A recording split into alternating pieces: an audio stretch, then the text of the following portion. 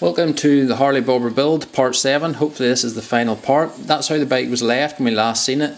The wheels have been all done in satin black. Look pretty sweet, in the forks as well, satin black. The bike went around to Paul's, my mechanic, because I wanted him to do the wiring on it. So he done the wiring, the cables, the handlebars and everything there, new grips on it. He done that for me because I really don't know. Now the coil, that's initially how we were going to put it, but when I got the tank on, it didn't actually fit, so we had to move the ignition down beside the battery box, as you see there. It actually works brilliant in there, it's really good there, so I would advise you do that. Keeps it a wee bit cooler as well.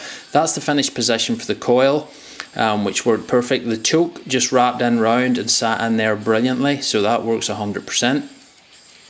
The horn I just placed on top of the carburetor just to keep it out of the way, and it actually works nice in there. Once the tank's on, you can't really see it. So that's the air filter and all on, which was all again done in the satin black. The wiring was a bit of a nightmare, but we stripped it all back, and then I asked Paul to wire up the speedo. That's the new speedo, and the headlight and stuff as well, of course. So he actually got to strip out a lot of the wires by doing that, so it was actually a good process. The batteries, just a new battery with black vinyl across the front and the chrome top on it. That's just a little bit of plastic I made for over the electrics, so works perfectly, just ties on. The seat was easy enough to do. That's the coils that you've seen me doing before, so I just remounted them on the seat. As long as you get good big washers, it's 100% and seems quite solid, so that's it. The seat sits on quite nice. Now initially I thought them coil springs were a wee bit big, but actually after riding the bike a couple of times I think they're more or less perfect, so just be aware of that when you're buying your coils for the seat. They do come in different lengths, so I think that worked out quite well. Now the exhausts, I was going to use the original downpipes as always and wrap them as I'm doing here, and then get different slip-ons, but Paul encouraged me just to use the slip-ons that came with it. So I actually went ahead and done that. I wasn't too keen initially, but you know, once again he was 100% correct. That's me just round at Paul's garage wrapping the exhausts. That's an easy enough job, takes 20-30 minutes to do it, but just make sure you get it on nice and tight, and then you get the wee chrome tighteners there just to put it on. Now this is round at Paint Pro at Denver's, who I was using for my paint, and that's him in the vac blast. That's the slip on with the chrome on. As you can see, it looks real dirty, real nasty. That's Denver just taking the chrome off before getting it ready to be sprayed. Now Denver was quite busy this day, so he actually let me spray the slip-ons and a few wee bits and pieces, and actually used the vac blast as well there, so it was pretty cool. That's the slip-on with the chrome all taken off. It actually looks quite cool like that in the bare metal. So that's in his cook or his oven or whatever, just spraying it up. Now it's not a professional job, I'm just doing it with tin spray as you can see there, but it'll work out the same as engine casing, so it was pretty cool. That's just the wee back bracket that holds the rear slip-on in place. So again, I just took all the rust and old paint off that, sprayed it up. That's the rear fender with primer on it, ready to go. It's also got rubber coating on the underside. It was coated twice, just for stone chips and stuff. That's the tank all rubbed down, ready to be done. Now I let Denver deal with the tank and the rear fender because I wanted that done professionally and done correct with the satin black colour. Same as the rims, same as the forks. That's the slip-ons. And you know what, I think as original exhaust it really suits the bike, and I'm really glad Paul talked me into doing that because it saved me a load of money, to be honest. So that's it, it looks pretty cool. These were little collars I had to make for the wing mirrors, which went in the inside of the bars. I had to get a few more made up because the bars are oversized, so they didn't actually fit. So that was easy enough done, that was sorted. That's the rear fender, satin black. I think it looks pretty cool. I actually scraped it putting it on, of course, but I got that sorted. That's the finished tank, satin black again. I think that colour is really smart, and that's the logo I used. The 95 on the forehead is for the year of the bike. I just thought it was a wee bit different. I think it looks pretty cool. Now that decal's actually finished in like a chrome, kind of brushed metal. It goes with the rocker heads and the wee cover over the headlight and stuff like that. That front mudguard will come off. That's just for MOT purposes, it has to be on or it wouldn't go through MOT. Now Paul initially started it before this, he just used a syringe to inject the fuel before that we got the tank back, but this really is the first time I've heard it start it properly, and I think it sounds pretty sweet.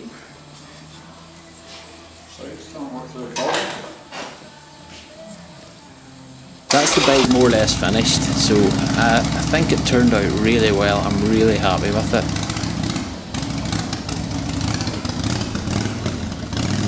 So that's it, sounding pretty cool there. I am really stoked with how the bike turned out.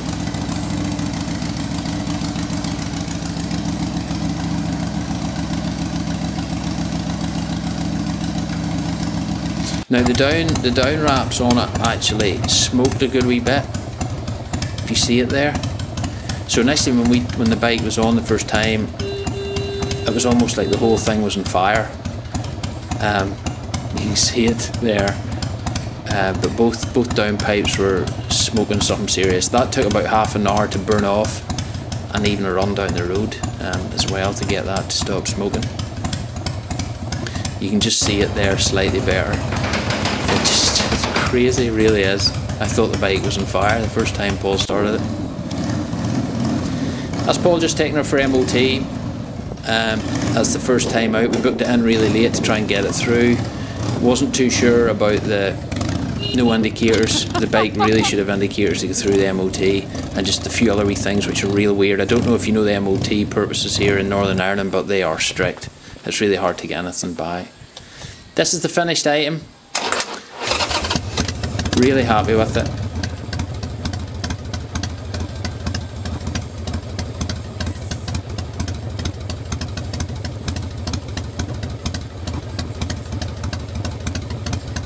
Just listen to it, I think it sounds really good. Now Paul, I was actually surprised at how good it sounded, but Paul was telling me that the baffles and them slip-ons are actually pretty wrecked, so that's why it probably sounds so good in just the original pipes.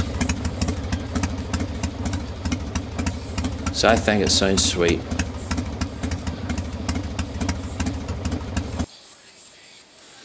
Well, that's the finished bike, folks. I hope you enjoyed the 7 parts. It's almost taken me 2 years to do it, but there's just been crazy stuff happening. But I think the bike really turned out well, and again, it's a budget build. I didn't spend that much money. I tried to cut corners. Yes, there was a few things I had to spend money on. The wee speedo and stuff was expensive, and the cables were expensive for the controls, the front controls, but again, you can do it pretty cheaply if you want to, and I would advise you do it. It's a great experience. It's taught me a lot about bikes, and it is addictive. I do want to do another one. I really don't think I will in the near future. I'm just going to enjoy this one over the summer.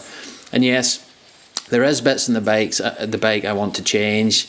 Them back strut things that hold on the rear fender and stuff originally, I'm going to cut them off now that I don't need them for indicators or even a wee stay for the back fender. I think the back fender is going to be solid enough as is, but I want to use the bike for a few weeks just to see how it works out with that, and if everything's fine I'm going to cut them off. But I will throw up wee updates as I go, so just keep an eye, and I hope this has encouraged you, if you're thinking of doing it, to go ahead and do it. It's well worth it. It's great satisfaction.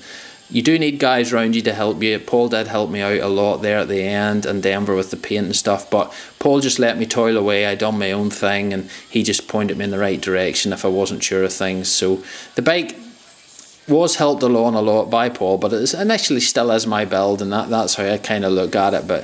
But you will need a bit of hand here and there, but I advise you just do it. So thanks very much for watching. I appreciate all your comments and stuff. It's been fun, and as I say, just keep an eye. There will be updates coming. There will be updates. So thanks very much again. Take care. Bye.